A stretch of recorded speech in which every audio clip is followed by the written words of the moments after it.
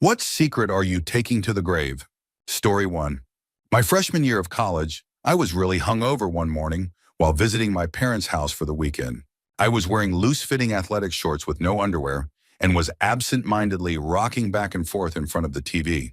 Well, I went to let out a small fart, but instead a stream of diarrhea shot out at just the right moment. It completely missed my shorts but landed all over the carpet. Panicked, I ran to the bathroom to grab some toilet paper. By the time I got back, my dad was on his hands and knees cleaning it up, angrily yelling at our dog for making a mess. I've never had the heart to tell him it wasn't the dog's accident. Story 2. When my brother passed away, I was walking into his house to hang out. We were best friends, so I never knocked. His house was like my house, and vice versa. That day, I went in, grabbed some food from the kitchen, and figured he might have company because he didn't shout out to me like usual. I thought nothing of it and decided to give him space. About 10 minutes later, I heard the gunshot. To this day, when people ask, I say I found him like that. But deep down, I wonder if I could have saved him had I knocked or walked down the hall sooner. For context, he left a short note explaining his reasons. The last line read, "I am truly sorry if you think I'm being selfish when I've been selfless my entire life, and it has left me with nothing." Story 3. I once took a week-long trip to London. My mom, who had never traveled outside the country, asked me to bring her back a small rock as a souvenir. I spent the whole trip hunting for the perfect one and finally found it. It was smooth, beautiful, and something she'd cherish forever. When I got home and unpacked my things, I realized the rock was gone. I remembered leaving it on the bedside table in the hotel room.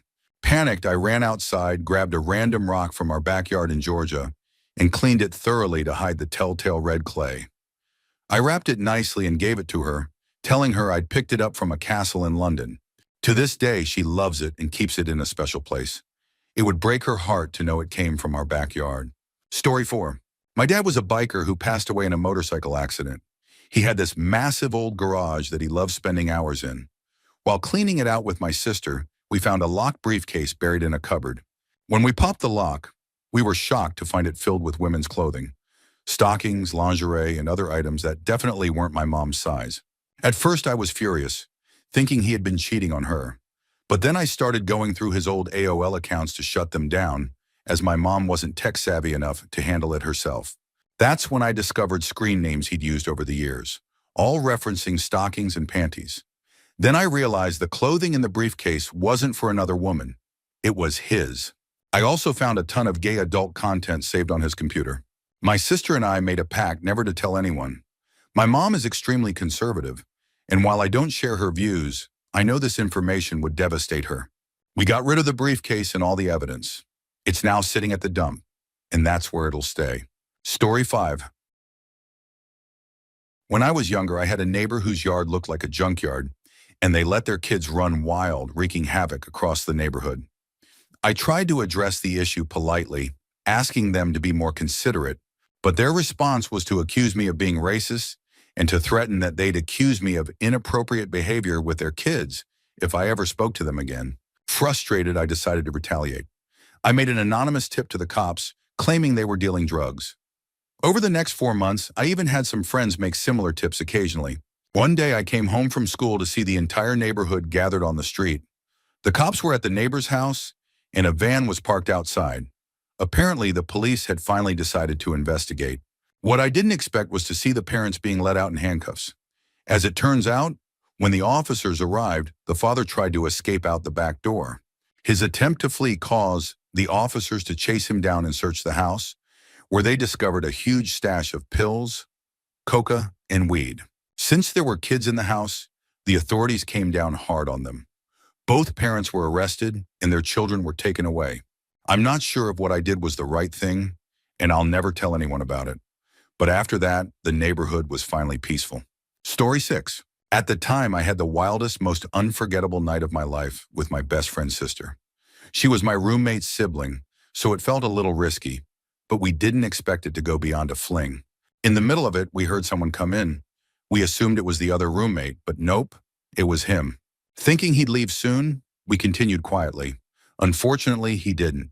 He decided to start a marathon gaming session in the living room. Realizing he wasn't going anywhere, we had to improvise. I ended up sneaking her out of the house by climbing down through the second-story window and helping her onto my car parked in the alley below. The next day, he asked me if his sister had been by because she'd left her keys in the kitchen. I played dumb and said I didn't know. To this day, he thinks the other roommate hooked up with her, because in his words, he looks like a dude who hooks up with people's sisters. Story 7. When I was 13, I learned that my great-grandparents were moving to Texas to start their journey to heaven. The news devastated me. I spent every single day with them leading up to their move in May of 2009. Before they left, I decided to make something special. I took a shoebox and decorated it with a picture of them in angel wings. I secretly took my great-grandma's favorite shirt and my pop-pop's favorite button-up, printed out images of their favorite things, and tucked them all away in the box. They assumed the missing shirt was packed somewhere. A month after they moved, my pop-pop passed away. A week later, my great-grandma followed. I was heartbroken. I've only told my boyfriend about the box, and I don't plan to tell anyone else. I've only opened it 3 times in the past 6 years, but every time I do, the shirts still smell like them. Story 8. When I was 18 and just starting college, I had my first night away from my parents in a new town. I went to a party, and after celebrating a little too hard, I passed out in a bed. I woke up tied up, unable to move, and found myself being assaulted by a girl with severe autism and Down syndrome. I tried to fight back, but she burst my nose and choked me out. The next morning, I woke up untied, covered in blood and semen, with my clothes shredded by scissors. Now 23, I'm in a relationship with my girlfriend. Naturally, the topic of losing my virginity has come up, but I've never been able to tell her the truth. I also can't bring myself to let her be on top during so. Edit. Thank you to everyone who offered kind words and advice. This happened years ago, and I've worked hard to focus on my studies. I'm close to qualifying as a psychiatric nurse. Therapy has been suggested, but the memory rarely surfaces these days. If it ever overwhelms me, I'll seek help. Story 9. My uncle passed away last year. He was never married, didn't have kids, and treated his 10 nieces and nephews like we were perfect. After his passing, I found out he was likely gay, though I don't think he ever came out to most of the family. No one would have judged him, but I imagine it was hard for him to come out, especially with my grandma constantly trying to set him up with women. She's in her 80s and well-meaning, but a bit oblivious. After he passed, my dad and I were tasked with finding files for a book he had been writing about our family. While searching his hard drive, I stumbled across shirtless mirror selfies he'd taken for dating sites, pictures of men I assume he was talking to, and his browser history, which further confirmed everything. I've decided not to tell anyone else in the family. It doesn't change anything, good or bad, and it's not my place to share. My uncle was an incredible person, and that's all that matters. Story 10. I'm an out lesbian, but a few weeks ago, I had OIS with a male friend of mine. He's gay, and we were both drunk and curious, never having been with the opposite S before. Edit. Surprisingly, we both enjoyed it. For context, I'm a femme lesbian, and we'd made out a few times while drunk in the past, which led to us finally deciding to take it further. We've even talked about trying it again. The reason I'd take this secret to my grave is that I fear the stereotypes it might reinforce. Identifying as a bisexual woman comes with a lot of baggage, and after being out as a lesbian for most of my adult life, I've struggled with accepting this new part of myself. Coming out as a lesbian was the hardest thing I've ever done, and I'm ashamed to admit that I once perpetuated harmful stereotypes about bisexual women. I'm worried that people might think this experience proves that gay men and women just need the right person of the opposite S, which is far from the truth. For now, we're both confused, but open to exploring where this might go. Story 11. After sleeping with my then-girlfriend, she got up to use the shower. As she walked away, I noticed a bit of poo on her butt crack. Somehow, I managed to keep a straight face and act normal, knowing how mortified she'd be if she realized. Once she was in the bathroom, I immediately checked the bed. Sure enough, there was a large skid mark on her pretty white bed sheet. Thinking quickly, I stripped the bed and discovered another fitted pad underneath, which also had a skid mark. At that point, I began to worry that the mattress might be stained too. Thankfully, when I peeled everything off, the mattress was fine. I threw the sheets and pad in the washer, hoping to fix everything before she noticed. When she came out of the shower and saw the stripped bed and washer running, she assumed it was because she'd been spotting recently. She was embarrassed and apologized, worried that it would make me not want to sleep with her anymore. I reassured her that it didn't bother me, and we moved on. But I never told her the truth about what had really happened. To this day, I've kept it to myself. That was the first and hopefully last time I literally fed the shit out of someone. Story 12. A few months ago, I, 22, had I'm lonely and you're lonely with my ex-girlfriend, 19. The next day, we both agreed it was a mistake and decided to move on. But that small mistake turned into a much bigger one. She got pregnant. Over the next few weeks, we wrestled with what to do. Abortion wasn't an option for her, though she considered adoption. The bigger issue was her parents. They had always told her they'd disown her if she ever got pregnant out of wedlock. My parents would have been upset at first, but ultimately supportive, while hers would have cut her off completely. Before we could figure out what to do, she started experiencing heavy bleeding and intense cramps. One night she called me at 1 a.m. and told me she was heading to the hospital. I met her there, and after hours of waiting, the doctor confirmed what we had feared.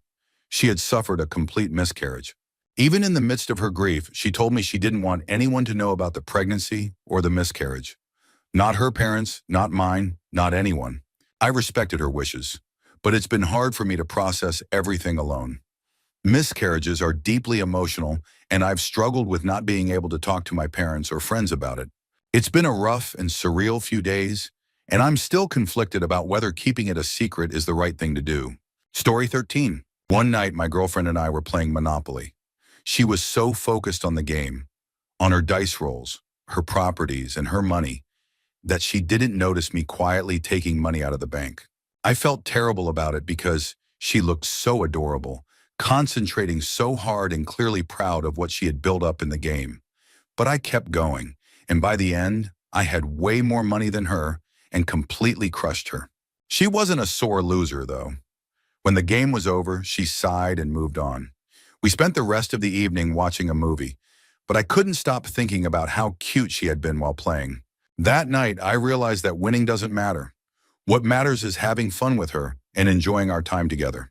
I'll never cheat like that again, but I'll also never tell her what I did. If she ever found out, she'd tease me about it endlessly. So for now, it's my little secret. Story 14. Yesterday, I responded to a car accident. I watched a girl I went to high school with die. She was screaming and begging to live, and then she wasn't. It wasn't surreal or like Hollywood. If one more person asks if it was like the movies, I swear I'll lose it. I've been to plenty of bad accidents and never really been fazed by death before. My first call as a responder was a horrible crash, and my only concern at the time was what I'd eat for dinner afterward. I've always been able to move on easily, but this one hit me differently. I'm angry. A young girl died because she wasn't paying attention while driving. Her life ended, but the aftermath lingers for everyone else.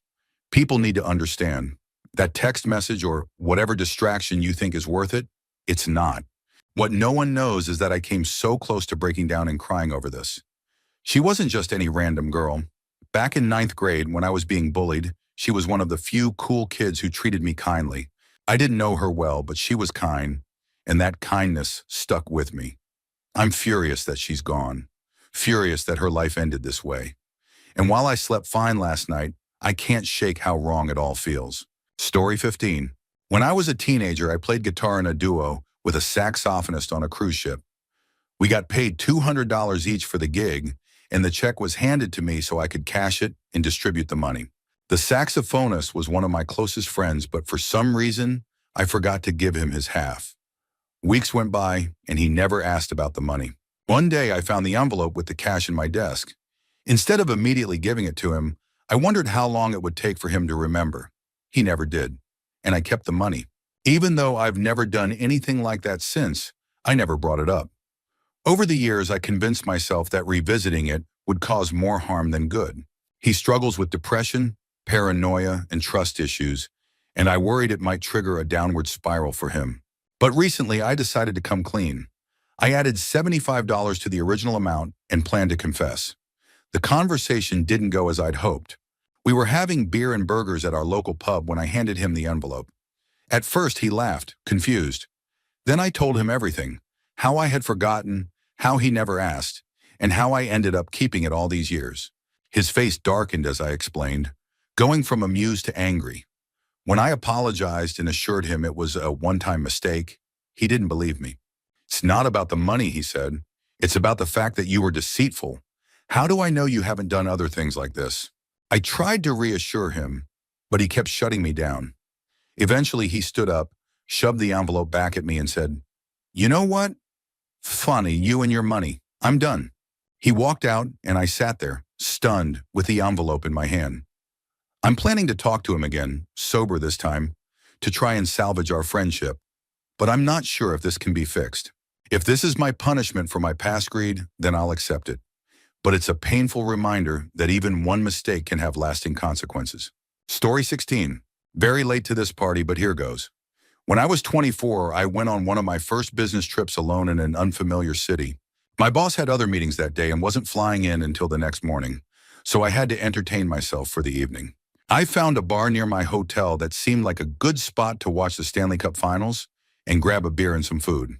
The atmosphere was lively, and the bartender encouraged people to chat. I ended up hitting it off with a guy close to my age. We traded rounds of beer and talked until closing time. He told me he was starting business school in the fall, and we had a lot in common. At 2 a.m., it was time to leave. He said his place was near my hotel, so we started walking together. Both of us were drunk, and we supported each other to stay upright as we crossed a freeway overpass. At one point, he stopped and pointed out a new arena in the distance. Suddenly, he stepped in front of me, grabbed my shoulder, and kissed me. I was shocked and instinctively pushed him off me, not intending to be rough, just to stop him. But I didn't realize how hard I had pushed, and he lost his balance. He stumbled backward and fell over the railing. I rushed to the edge and looked down. He had landed in a drainage culvert between the freeway lanes, about 5 feet below the ground level. He wasn't hit by traffic, but he wasn't moving. I panicked. I didn't know what to do or how to explain what had happened, so I left. I told myself he'd get help or someone would see him and call 911. The next day, I couldn't shake the guilt, but nothing was reported. A couple of days later, I saw an article online. His body had been found, and the police assumed he had fallen while drunk. His BAC was over 0.15. I've never told anyone about this. Writing it here doesn't feel as cathartic as I thought it would. It just brings the memory back vividly. But there it is. That's my secret. Story 17. When I was 4 or 5, my mom did something I've never told anyone because it makes her sound insane. We lived in a wealthy, snobby neighborhood, and my mom had a friend who had 2 kids. The daughter had a beautiful pink bedroom with a canopy bed and loads of toys. The son's room, however, had a cage-like cot, and he was left sitting in it most of the time. My mom adored kids and couldn't stand seeing the boy treated that way. One day while visiting, she asked me, "Do you need to go to the toilet? If you do it in this bag." I thought it was weird and said no. Later, while driving, I noticed a Tupperware container with a plastic bag inside, holding something brown. We stopped in a parking lot, and my mom took the bag out. She walked over to another car and smeared her own feces all over the windshield, covering it completely. Then she threw the bag away, got back in the car, and we drove off. She told me another story about a boyfriend who had wronged her when she was younger. As revenge, she defecated in a box, wrapped it like a gift, and left it in his room. My mom laughs about these stories now, but I've never told anyone else. Story 18. A few years ago, my best friend committed suicide. Most people didn't know he had been depressed for at least 2 years, but I knew. I had saved him a few times before when he made attempts, some of them more serious than others. One time he tried overdosing on medication. I noticed something was wrong from his texts, rushed to his house, broke in, and called an ambulance. He couldn't deny what had happened to his parents or friends, and he was hospitalized for a few days. After that, people started treating him differently, which made things worse.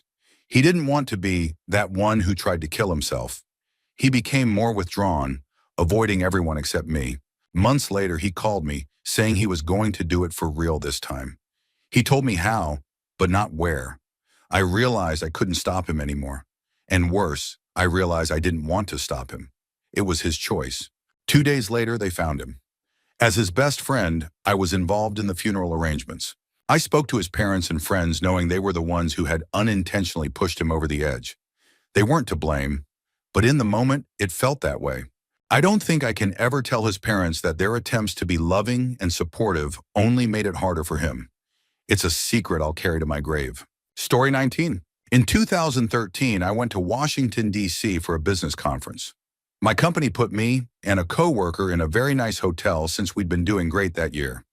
After the day ended, we decided to check out the hotel bar to relax. There was a woman in the corner, dressed elegantly, getting a lot of attention from people in tuxedos and gowns. By 6 p.m., groups started leaving until she was alone. She approached us without saying a word, placed a note on the bar between us, and left.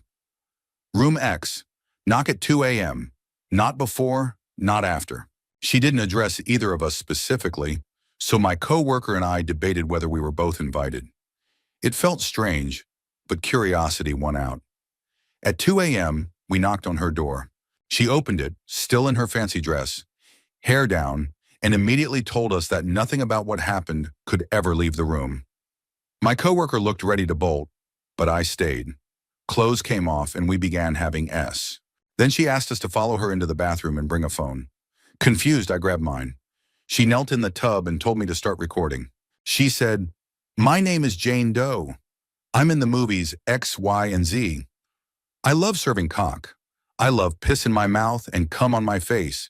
She then demanded we pee on her while recording, saying, "Tell me you're going to blackmail me. Say it over and over." She seemed to get off on the idea of being humiliated and controlled. Though it was wild, neither of us could pee immediately. After finishing the rest of the session, she eventually got what she wanted. Afterwards, she took my phone, deleted the videos, handed it back, and gave us $500 each, saying, "Not a word. Ever." It wasn't until later that we realized she was a relatively famous actress, nominated for an Academy Award. My coworker and I, no longer working together, occasionally send each other her latest photo without any text, just as a running joke. It remains the most insane experience of my life. Story 20. When I was younger, I worked landscaping. One day, while planting flowers at a client's house, I suddenly needed to take a dump, urgently. I spotted a flower pot and thought, screw it. I went around to the side of the house, squatted over the pot, and let it all out. It took 5 minutes, and as I squatted there like some caveman, I questioned every decision that had brought me to that moment. When I finished, I panicked. I didn't know what to do. So I dug a hole in the yard, buried the flower pot, and thought that was the end of it. I turned around only to see the clients, the husband, wife, and their dog standing on the balcony, staring at me, mouths wide open. Panicking, I muttered something like, "Nice day," before hurrying away. I never told my boss and never returned to the job. To this day, it haunts me and keeps me up at night. Story 21. More than 5 years ago, I was part of a group of 3 to 5 people who took the MCAT on behalf of others for a fee. We were all skilled test takers, and our clients were wealthy families whose children couldn't, or didn't want to, make the cut. The fee was $100,000 plus additional charges for fake fingerprints, IDs, prosthetics, and anything else required to pull it off. I justified my actions by thinking, if they can't pass the exam, how would they ever make it through med school or the licensing exams? Let them pay and fail out later. Everything was fine until one of our clients actually made it through med school. They later accumulated some malpractice cases, not catastrophic, but enough to weigh heavily on me. The guilt became unbearable, and I attempted suic. I eventually sought therapy, quit the group, and it disbanded shortly after for unrelated reasons. I'm doing much better now, but this secret stays with me. I won't tell anyone in my life, and it's only being shared here anonymously. Story 22. Last night at 1 a.m., I threw a bag of shit into my neighbor's yard. My toilet is broken, and I had to shit in the garage. I figured it was okay because she's really mean to her kids. But as I was typing this, I realized the kids will probably have to clean it up, which makes me feel guilty, but not enough to stop. I'll likely do it again before my toilet is fixed. Edit. There's been a lot of criticism about my actions, and maybe I deserve it. Let me clarify. The toilet was literally broken in half. Long story, but I broke it while masturbating, and I had emergency diarrhea after eating hot links all day. As for my neighbor, she's a white woman with 2 black children. She frequently calls them the N-word and told her 6-year-old, "I hope you fucking die," after he accidentally dropped a rag while cleaning her car. You've almost convinced me to go pick up the bag, but I won't. I want to see if she finds it herself or makes the kids clean it up first.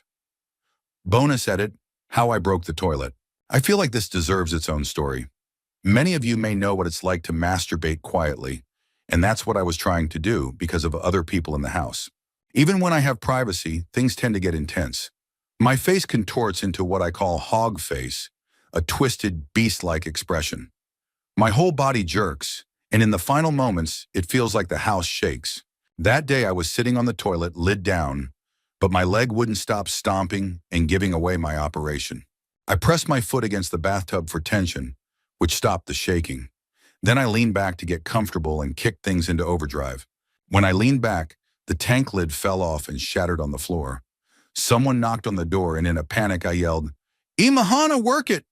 I have no idea what I meant to say. Realizing I needed to finish immediately, I mashed my foot against the tub as hard as I could and focused all my energy on my penis. Then I heard a splintering crack.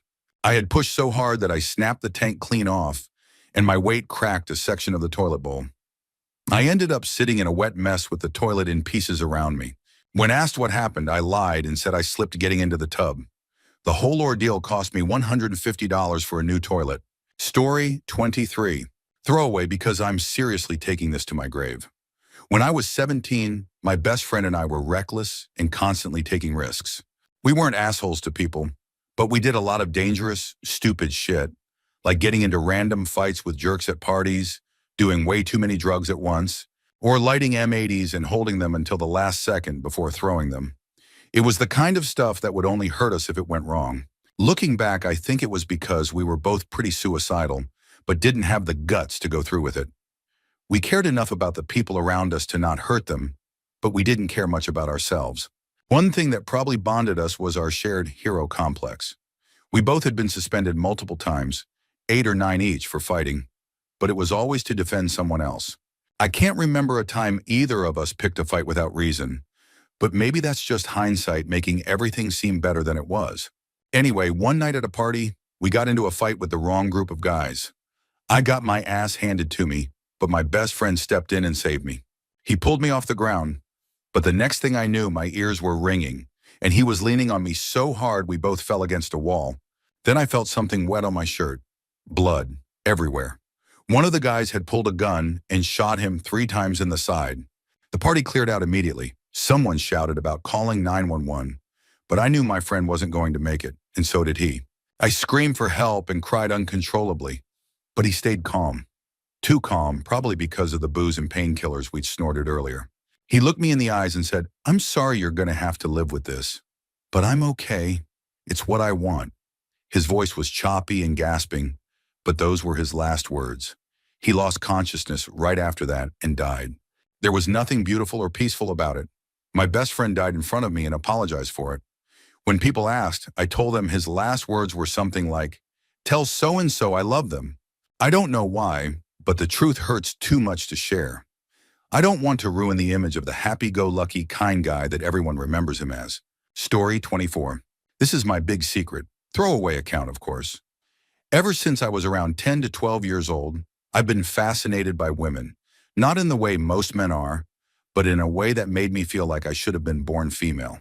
This feeling has only grown stronger over the years, and now at 26, it's as prominent as ever. I often look at women and imagine what it would be like to be them, having long, silky smooth hair, a cute face, wide hips, breasts, and tiny hands. I don't look at women with lust or in a soul way. Instead, I focus on their features and envy them deeply.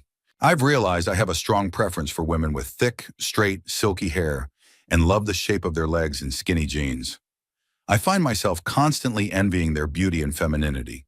When I'm on the train or bus, I often scan the crowd for a woman who fits my preferences. I imagine what it would be like to be her and let my mind wander. I also frequently masturbate to lesbian porn while imagining being one of the women in the scene. Some days, the frustration of not being female becomes overwhelming. It's a burden I carry with me constantly. It's not that I'm unhappy being male. I'm 6'3", fit after years of strength training and dieting, and generally attractive. But I would much rather be female. I have a girlfriend, and we've been living together for over a year. She has no idea about any of this. When we have S, I often imagine being her instead of myself. To be clear, I'm 100% straight and not attracted to men at all. It's just that I desperately wish I could experience life as a woman. I also enjoy viewing transformation comics, male to female, of course, and fantasize about being the person in the story. Nobody knows about this, and nobody ever will. Honestly, I find comfort in keeping it to myself. The privacy allows me a sense of peace and quiet. There's no one to ask if I'm okay or to judge me, and I like it that way. Story 25. It was freshman year of high school, and my best friend Xavier and I had just joined the marching band. Our high school combined 3 middle schools, so we were meeting a lot of new people. One of them, Cindy, played trumpet like I did. Xavier instantly developed a huge crush on Cindy. I thought she was cute, but he made his feelings clear, so I backed off like any good friend would. Over the next few weeks, the three of us became close friends. One day, I was hanging out at Xavier's house. He went upstairs to do something, leaving his phone behind. Before he left, he had been asking me questions about what I thought of Cindy, and it felt like something was up. When his phone buzzed, I looked at it. It was a text from Cindy. Curious, I went through their conversation and discovered she had a crush on me. Apparently, when Xavier asked her out, she turned him down because she liked me. Here's where I messed up. The next day, I asked her out, and she said yes. To this day, every time I think about it, I feel like the biggest jerk. I broke the bro code, and I don't deserve Xavier as a friend. Story 26. When I was in 11th grade, I took a photography class. My school was big on tech ed programs, and the photo lab even had an ID card printer for school IDs. One day during study hall, I spent the hour in the photo lab making a fake ID using Photoshop. I found the school's stock photos for student IDs on the network drive, made some adjustments, and successfully created a fake ID. A friend of mine found out about my fake ID and wanted one too. I couldn't admit I made it, so I told him a made-up story. I had gotten it by leaving $200 in a specific empty locker. A few days later, the fake ID supposedly showed up in my locker. I said an older student had told me about it. He left $200 in the locker, and I made the ID for him. I made him promise not to tell anyone, but word eventually got out. Soon, other kids were leaving $200 in that locker with their names on a paper, and I would make IDs for them. To keep the operation going, I was careful not to save any files on the school computers. I also ordered supplies to replenish the school's stock, since ID cards were only printed once a year. Nobody ever caught on. Eventually, a couple of kids got caught with fake IDs. They told the instructor they got them from someone in a nearby city. By then, I was close to graduation and decided to stop. The money I made funded my first car and allowed me to move away from that small town. It was risky, but it completely changed my life for the better. I know some people might think this story is fake, but I don't care. I know it's true, and it's the only thing that saved me from having a miserable life. Story 27.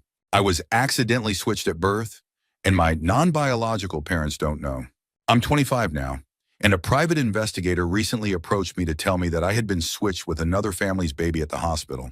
Apparently, the other family always had doubts because their child's appearance didn't match their genes. When their child was 12, they did a DNA test and discovered the truth. They didn't contact me immediately because they were worried that I or their child might want to switch families, so they waited until we were both adults to tell us. Here's where it gets strange. My biological mom is a relatively famous entertainer who's been in and out of the spotlight for the past 30 years. I remember watching her on TV as a kid, and my mom, who raised me, would comment on how much I look like her. I'd always laugh it off and go back to playing Perfect Dark on my N64, never imagining there was any truth to it. Now, through my biological mom's generosity, I've inherited millions of dollars in other assets. But no one knows, not even the parents who raised me. People will see the money eventually because I'm planning to buy some wild stuff, but I have no idea what to say when people ask where it came from. Story 28. Not really something I'll take to my grave, but I've only told 2 people. My dad was an alcoholic and a drug addict. For the last 4 months of his life, he was homeless. I let him stay with me for a few weeks, but all he did was get drunk and high on my couch. My sister let him stay with her too, but he did the same thing. We both ended up kicking him out. Even after that, I still put him up in motels and bought him groceries. But one time, after I gave him a room and food, he overdosed on crack and ended up in the hospital.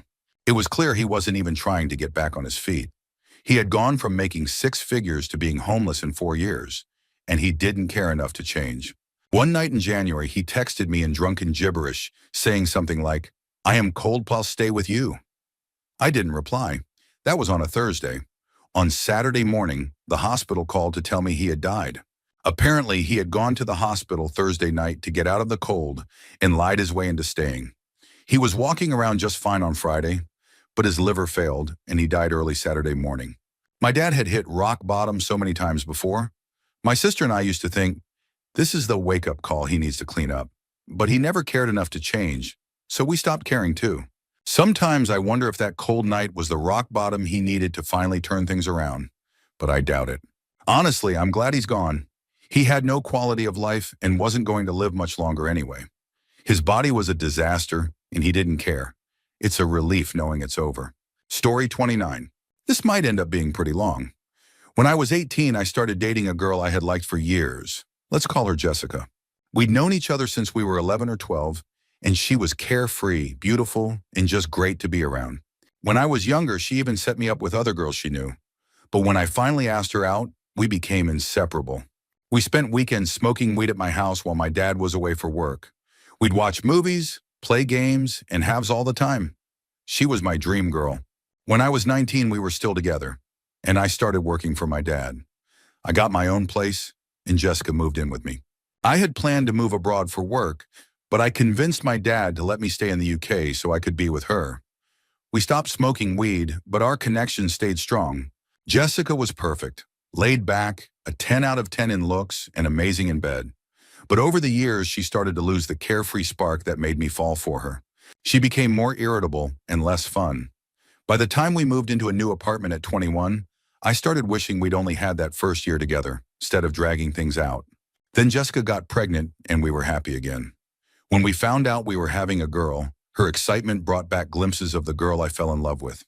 My dad passed away during her pregnancy, and Jessica was my rock. She helped me grieve, held me when I cried, and pushed me to keep going. For a while, she became her old self again. After our daughter was born, things were good for a couple of months. But then Jessica started slipping back into her old habits. She loved our daughter, but I was the one waking up in the middle of the night, changing diapers, and handling most of the parenting. The sleep deprivation hit her hard, and we went back to just coasting along. I love my daughter with all my heart, but Jessica wasn't the girl I fell in love with anymore. When our daughter was 4 months old, Jessica was hit by a car while walking home from the shop. She died on the way to the hospital. When I got the call, I went to the hospital and they told me she hadn't made it. The feeling I had then was the opposite of what I expected. I had to fight the urge to smile. I felt relief, even exhilaration. The thought of not having to break up with her, not having to fight for custody, and not coming home to someone who reminded me of the past gave me a rush.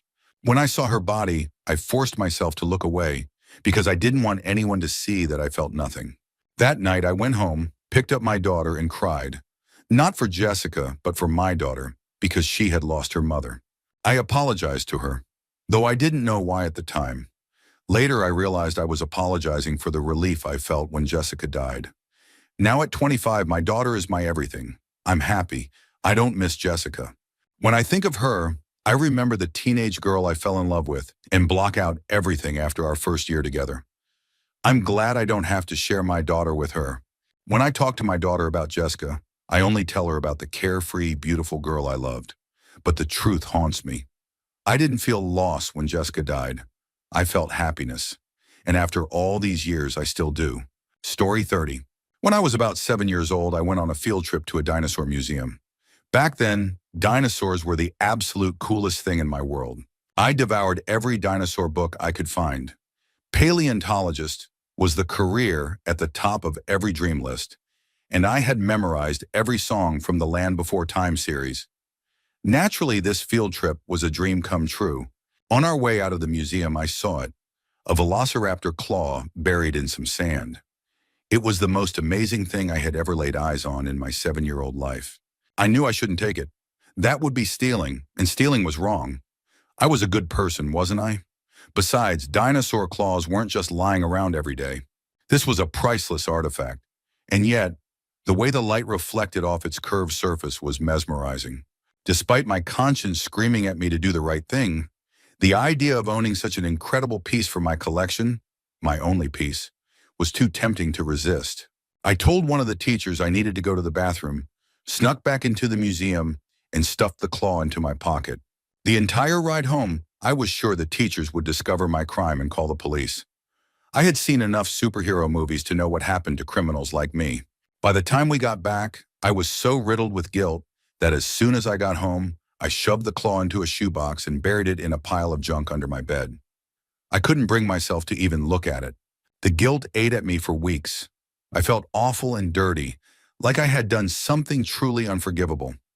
Eventually, the guilt started to fade, but I still avoided that box. It sat there untouched for years. A few years later, when I was 9 or 10, I was cleaning my room and stumbled across the box. Curious, I opened it. There it was, the claw. Except now it didn't look nearly as impressive as it had back then. Maybe it was because I was older. Maybe it was because I still felt a twinge of guilt. I picked it up and turned it over in my hand. That's when I noticed a small sticker on the back. Written on it was a price, $9. That claw wasn't an ancient artifact. It wasn't even real. It was from the museum gift shop. I had spent nearly 3 years living in fear and shame over a plastic replica worth 2 days' worth of lunch money. I threw the claw away that day, but I still haven't told anyone this story. I'm not sure what embarrasses me more, the fact that I stole something I thought was a priceless museum artifact, or the fact that, as a budding paleontologist, I couldn't tell the difference between a genuine dinosaur claw and a plastic one. Story 31. My family knows this story, but my wife doesn't, and I plan to keep it that way. One weekend, I went to church alone because my wife was sick and stayed home. During the service, the congregation started playing a game. Each row had to chew gum and pass it along, creating one giant pile of chewed gum at the end of the aisle. At one point, the speakers asked if anyone was willing to go up and take a piece of the gum pile to chew it. Naturally, no one volunteered. To make things more interesting, they offered a box of off-brand cereal as a reward. Still, no one moved. Finally, they sweetened the deal by adding $100 to the prize. That did it for me. Honestly, I had been thinking about volunteering since they first brought it up, but I was too shy to actually go through with it. The $100 was the push I needed. I got up, walked to the stage, and grabbed a big chunk of the gum pile. I chewed it in front of everyone, claimed the cereal, and pocketed the $100. To this day, my wife doesn't know about this story, and I'm perfectly fine keeping it that way. Story 32. I'm gay and out, but I have a secret so deep it's painful to think about. My first gay experience happened when I was 12. There was a boy at my school the same age as me who was incredibly shy. He hardly spoke to anyone except me. I was the only person he trusted. When he was upset, I comforted him. When others picked on him, I stood by his side. I loved him. One day I walked into the bathroom and saw him sitting in a cubicle with the door open, touching himself. He saw me, panicked, and tried to cover himself up. I reassured him not to worry and just went to the sink to wash my hands. Later, during lunch recess, he confided in me. His parents, devout Catholics, had told him that what he was doing was dirty and that God didn't like it. As he spoke, he broke down crying. I hugged him, trying to comfort him. In that moment, I wanted to make him feel better, so I offered to help him with what he had been doing earlier. He agreed, and we found a quiet place where he let me.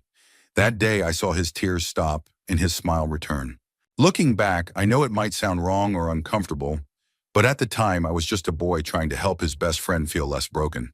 Love is a complicated, special thing, and sometimes it shows itself in unexpected ways. Sadly, I lost contact with Stephen about 25 years ago. The last I heard, he came out after both his parents had passed away. It's a shame his parents couldn't be accepting of who he was. Some parents can't seem to love their kids for who they truly are. Story 33.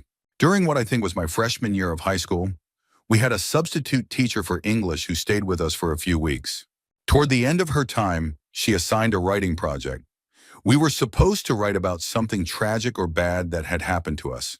I thought the assignment was inappropriate. I had never experienced anything remotely tragic worth writing about, so I decided to go full-on fiction. I wrote a story about how my parents had died in a plane crash the year before. My 19-year-old sister had fought for custody of me, dropping out of college to work full-time and support us. I wrote about how I worked part-time on weekends and did odd jobs during the week to help make ends meet. I described in vivid detail my fake nightmares and how I struggled to find time for homework, though I still managed to get A's on all my tests. The assignment was supposed to be 1 page, but I turned in 4 pages, front and back. I added details about how I was saving up for a computer and how I wanted to help my sister go back to college someday. Apparently, the substitute teacher was deeply moved by my story. She tried to get me a scholarship, a computer, and even wanted to meet my sister to discuss financial aid or scholarships for her. She called my mom who, being very familiar with my sense of humor, did not hold back and crushed the teacher with the truth. After that, the teacher never spoke to me again. I have no idea what grade I got on that assignment, but I do feel bad for what I probably put her through. Looking back, I realize I went way too far trying to teach a teacher not to pry into students' personal lives. Story 34. I met a guy in college who quickly became my best friend. We lived together for 3 years while finishing our undergrad degrees, and I got to know him inside and out. He was incredibly intelligent, but had a bad habit of letting women take advantage of him. For example, by the time he was 20, he was engaged to a girlfriend who had cheated on him. After they split, he bounced from one relationship to another, always searching for someone to marry. He idolized his parents' marriage despite them not being the most inspiring role models because they married young and he wanted to emulate them. During undergrad, we became close with a young professor who had just started teaching at our college. This professor liked my friend so much that he helped him get into a prestigious graduate program, complete with a full ride, an assistantship, and funding they created specifically for him. But then my friend dropped a bombshell. He told me he wasn't planning to go. Instead, he wanted to ask his new 19-year-old girlfriend to marry him and settle down, working somewhere to start a family. His plan was to decline the offer first, and then, once everything was finalized, inform the professor who had gone to such lengths to help him. I couldn't let that happen. I was struggling to get into a grad program myself, and I knew how rare and life-changing an opportunity like this could be, especially for two guys from poor backgrounds. I also knew that if he turned this down, our professor would probably never stick his neck out for another student again. So, I went to the professor behind my friend's back. I told him everything about my friend's plan and begged him to step in without revealing my involvement. The professor was shocked but agreed to talk to him. The next day, my friend came home and told me a long story about how the professor had talked to him and convinced him to go. In the end, he went to graduate school and became very successful. As for me, I went back to live with my mom for a year before eventually getting into a great program of my own. Looking back, I don't regret what I did. I didn't want to see him throw away such an incredible opportunity over a teenage relationship. Ironically, he did propose to the girl, but they broke up 6 months later. I've never told him about what I did. I feel like it would cheapen his accomplishments, so I just smile whenever I see how well he's doing now. Story 35. This isn't so much something I'm taking to the grave, as it is something I might as well, considering no one believes me when I talk about it. For context, I'm 6 feet 1 inch, well over 200 pounds, and apparently look like a mean-ass mother fur. My current love interest even admitted they were interested in me for years, but were too intimidated to approach me. So, I guess it's no surprise that people don't believe me when I tell them that my parents abused me. Back home, my dad was almost always in the hospital, and my mom worked herself to the bone to pay the bills. But that didn't stop them from beating the crap out of me when they got drunk. Fast forward to high school. They sent me away to boarding school. Honestly, I was thrilled to get out of that house. I spent holidays at friends' places or with pseudo-legal guardians who were family friends. My dad eventually passed away. God rest his tortured soul. And my mom mellowed out over time, though she never stopped drinking. When I did go home, I was a lot bigger, broader in the chest, and I guess I looked intimidating enough that the abuse stopped. I tried to tell people back home about it, my friends, even my guardians, but no one believed me. They'd tell me I was making it up or accuse me of being ungrateful, reminding me of all the opportunities I was getting because of my parents' sacrifices. And sure, I was happy, not because of their sacrifices, but because I didn't have to live in that house anymore. After one of my guardians laughed off my story in a patronizing, belittling way, I just stopped trying. Now, a decade later, I'm still bitter as hell. The only place I've managed to talk about it is here, anonymously, on the off chance that someone might actually believe me. The only real satisfaction I ever got was years later, after my mom passed away and the guardians who raised me had separated. One of them, drunk, brought up my accusations against my parents and laughed it off like always. She went on about how she'd never believed that of her friend, my mom. I snapped. I fired back, yeah, I'd never believe something so terrible of someone I cared about, even if someone else I cared about told me about it, like cheating on their spouse for 20 years straight. Her face went pale and she disappeared into the basement, looking sick. 10 minutes later, she came back up, perfectly fine, drunker than ever, and as fake as could be. I doubt she even remembers it. But I do, and I always will. Story 36. In third grade, I cheated on my history exam. In fourth grade, I stole my Uncle Max's toupee and glued it to my face when I played Moses in my Hebrew school play. In fifth grade, I knocked my sister Edie down the stairs and blamed it on the dog. Then when my mom sent me to a summer camp for overweight kids, I completely lost it at lunch, pigged out, and got kicked out of camp. But the worst thing I ever did? I made a pot of fake puke at home, poured it into a container, and snuck it into a movie theater. I hid the container in my jacket, climbed up to the balcony, and when the movie started, I made a noise like this. Wah, wah, wah, wah. And then I dumped the puke over the edge onto the audience below. What happened next was horrifying. People started freaking out and throwing up on each other. The chaos spread like wildfire, and before I knew it, the entire theater was a mess of panicked, vomiting people. I've done a lot of questionable things in my life, but that day at the theater, that was the day I felt the absolute worst. Story 37. In fifth grade, I was bullied by a group of kids. I was the stereotypical nerd. Glasses, teacher's pet, always spending lunch in class sorting papers instead of playing outside. One day on the playground, 3 bullies decided to target me. They threw a basketball at my face, breaking the lenses of my glasses. As they ran away, I picked up a rock in a panic and threw it at the blurry shapes in the distance. Somehow, I hit one of them square in the back of his ear. He passed out almost immediately at the sight of blood pouring from his wound. I froze in shock before realizing what had happened. Terrified, I ran back to the classroom, pretending I'd been there the entire time. The other 2 bullies rushed to get help, and soon there were ambulances, police officers, the principal, and angry parents on the scene. The 2 bullies tried to snitch on me, but I denied everything. I even cried and played the victim, asking why they were blaming me. Honestly, the tears were real. They weren't from guilt, but from fear of getting caught. To my surprise, everyone believed me. Looking back, I regret running away and leaving that kid to deal with his injury alone. I was scared, but it wasn't right. That said, they never bullied me again after that day. As for the bullies, well, life seems to have caught up with them. One is a deadbeat dad, another's a pothead still living with his mom, and the third works as a cashier at Walmart. Story 38. I lost my virginity to a married man. At the time, I was off my medication and feeling manic, but it was still manageable, or so I thought. When he asked me to go on vacation with him, I knew it was wrong. I knew he had a wife and kids. I could have said no, but I was overwhelmed, flattered, amazed even, that someone was actually attracted to me. So I said yes. We spent a week together at a hotel on the coast. I was over the moon. The S was amazing, and he was so kind and attentive. I didn't think about his wife or kids. I just let myself enjoy the moment. Then when I got home, the mania faded. Reality hit me like a ton of bricks. Around the same time, he decided to end things. He told me he never wanted to see or speak to me again. Just like that, I was discarded. He had gotten what he wanted, the conquest of taking my virginity, and then threw me away. I couldn't blame him. I deserved it for sleeping with a married man. I knew I had no right to be involved with someone who had a family, but I did it anyway. Shortly after, I went back on my medication before my mood could spiral too far.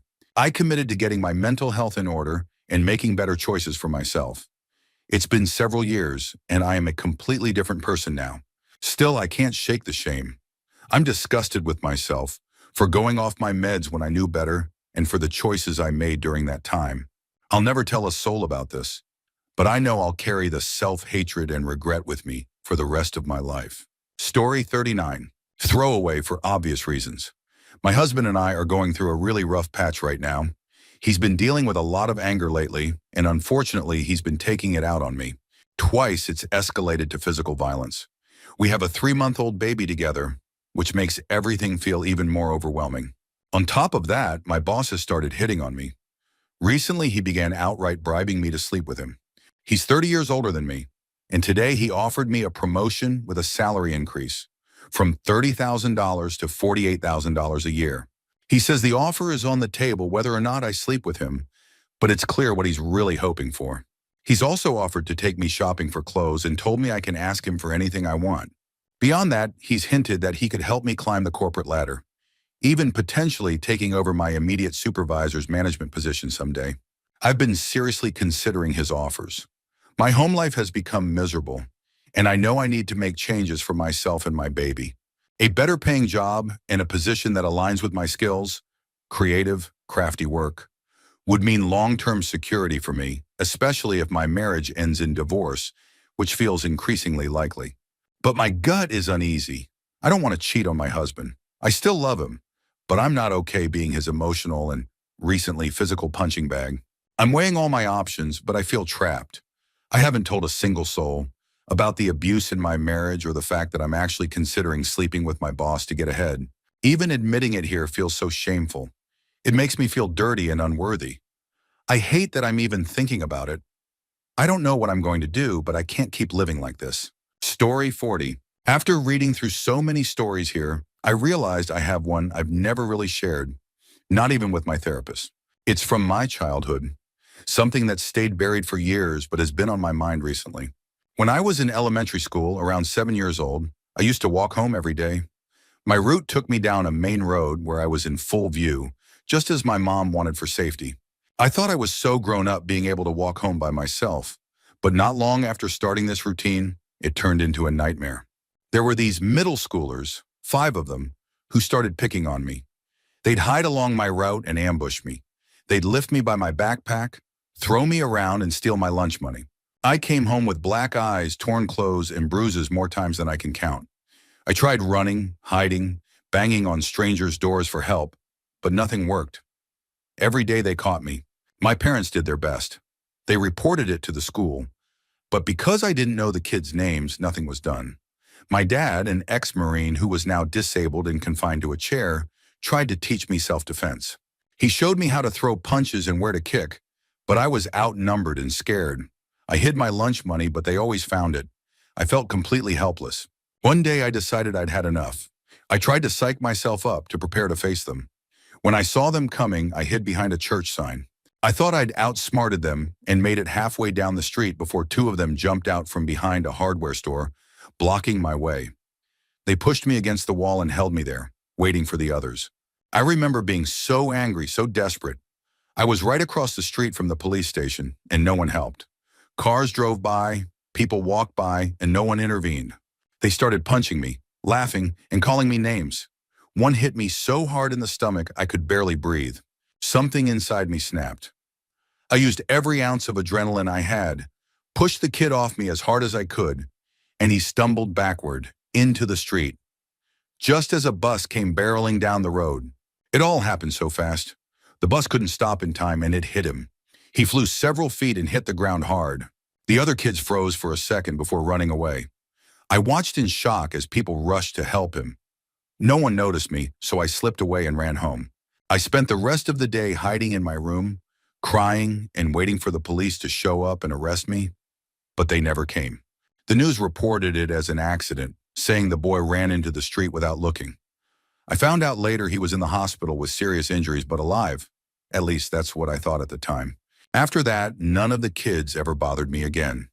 A year later, when I got to middle school, one of the boys even apologized for picking on me. I asked what happened to the boy who got hit, and he said the family had moved away. I felt relieved, thinking I was safe from any revenge. Fast forward to my high school graduation. During the ceremony, there was a slideshow of local events from our childhood, and one of the slides was a news article about that boy. That's when I learned the truth. He never recovered. He had died in the hospital, and the city had used his death to raise awareness about pedestrian safety. I broke down crying in the middle of the ceremony. The guilt hit me all at once. I had spent years convincing myself that he'd moved away and was fine, but seeing that slide brought it all back. I'm 27 now, and this memory still haunts me. I've told no one, not even my therapist. I've carried this guilt for 2 decades, wondering if I could have handled things differently. But at the same time, I was just a scared kid trying to survive. Thank you for reading. Sharing this has been surprisingly cathartic, and maybe someday I'll have the courage to bring it up in therapy. For now, I'll let this be my first step toward letting it go.